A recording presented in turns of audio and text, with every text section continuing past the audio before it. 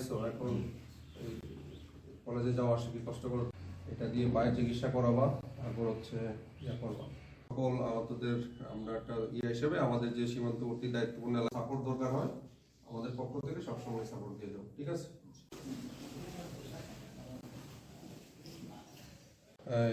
আমরা এলাকার দুস্থ মানুষের সাথে থাকি, সীমান্তবর্তী এলাকা, তারপর হচ্ছে যারা জনসাধারণ আছে, বৈষম্য বিরোধী আন্দোলনে যারা আহত হয়েছে।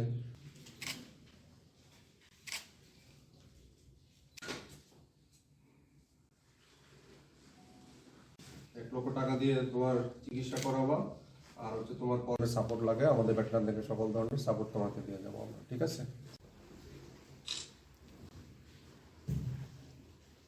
একবার যে আমরা মানে মুগ্ধ সবাই একসাথে ছিল, পালাইতে গিয়ে তখন পরে দেখি আমি পড়ে গেছি।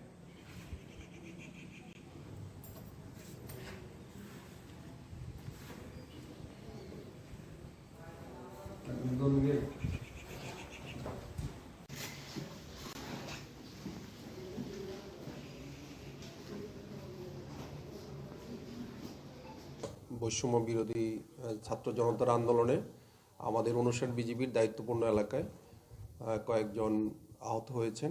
তো আমাদের বিজিবি মহাপরিচালক আমাদেরকে নির্দেশ দিয়েছে যে এই ছাত্র জনতাকে চিকিৎসা এবং পুনর্বাসন করার জন্য। তো সেই হিসাবে আমাদের 59 বিজিবির দায়িত্বপূর্ণ এলাকা সোনা মসজিদ এলাকায় একজন ছাত্র আছে, তার নাম আসমাউল, সে রাজশাহী কলেজে পড়ে। তো আমরা তাকে সিলেক্ট করেছি।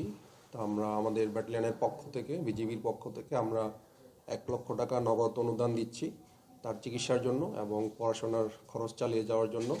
তার পড়াশোনা শেষ হলেও তার যদি কোনো ধরনের অন্যান্য সাহায্য সহযোগিতা প্রয়োজন হয়, আমাদের বিজিবি সবসময় তার পাশে থাকবে।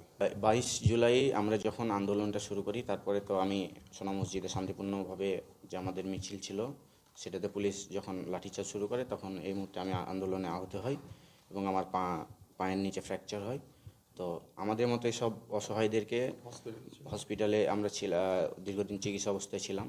তো আমাদেরকে পুনর্বাসনের জন্য যে বিজিবি 59 ব্যাটালিয়ন যে উদ্যোগটা নিয়েছেন, এটা অবশ্যই প্রশংসনীয় এবং আমি চাই আমাদের মতো আরও যারা অসুস্থ বা এরকম হাসপাতালে চিকিৎসাধীন অবস্থায় আছে, তাদের কল্যাণে বিজিবি যেন আবার আগে এগিয়ে আসে এবং এই টাকাটা আমি আমার চিকিৎসা এবং পড়ালেখা এই সকল কাজেই আমি ইনশাল্লাহ খরচ করব।